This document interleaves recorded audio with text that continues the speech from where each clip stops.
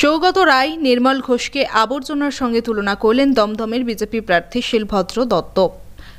বুধবার সন্ধ্যায় তিনি খড়দার সুকচর একফোর্ট রোডের শীতলা মন্দিরে পুজো দিয়ে প্রচার শুরু করেন। তারপর পুলিশপাড়া বলরাম সেবা মন্দির হাসপাতাল ছুঁয়ে পিডি মোড় হয়ে বিটি রোড ধরে খড়দার সূর্যসেন দুর্গা মন্দিরের কাছে প্রচার শেষ করেন। প্রচার শেষে সাংবাদিকদের মুখোমুখি হয়ে শিলভদ্র দত্ত বলেন, তিনি হেভিওয়েট নন, তিনি একজন বিজেপির সাধারণ কর্মী। নরেন্দ্র মোদীর প্রতিনিধি হয়ে তিনি ভোটে লড়ছেন। তার বিশ্বাস দমদমের মানুষ নরেন্দ্র মোদীকেই ভোট দেবেন। বিদায়ী সাংসদকে কটাক্ষ করে তিনি বলেন, সবচেয়ে বড় আবর্জনার নাম সৌগত রায়, তারপরের আবর্জনার নাম নির্মল ঘোষ। এখানকার মানুষ এই সকল আবর্জনাকে সরাতে চাইছেন। বিশ্বজিৎ নাথের রিপোর্ট, বাংলা এমজি নিউজ।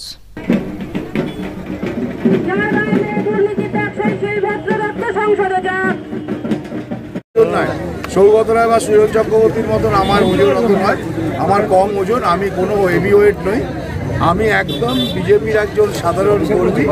আমি মনে করি আমার নেতা নরেন্দ্র মোদীর প্রতিনিধি হিসেবে আমি এখানে এসেছি। আমি কেউ নই, অন্যেরা হেভিওয়েট অমুকওয়েট হতে পারেন, আমি খুব সাধারণ মানুষ, সাধারণ কর্মী।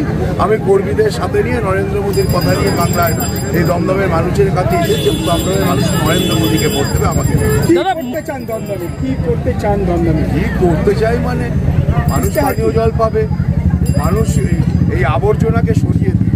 মানে সব থেকে বড় আবর্জনার নাম সৌগত রায়।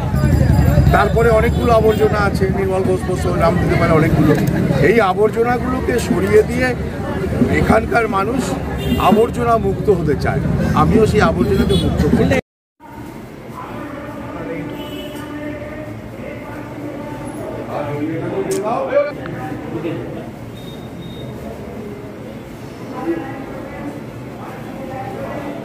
কি করছেন?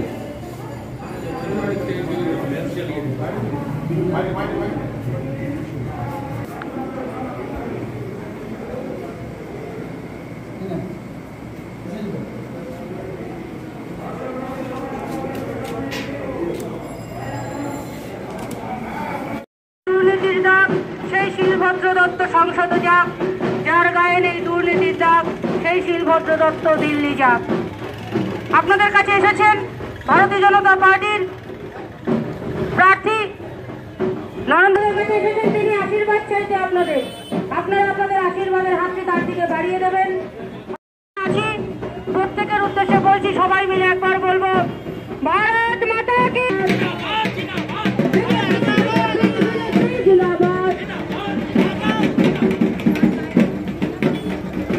যার গায়ে দুর্নীতি ত্যাগ সেই শিলভদ্র দত্ত সংসদে যাক।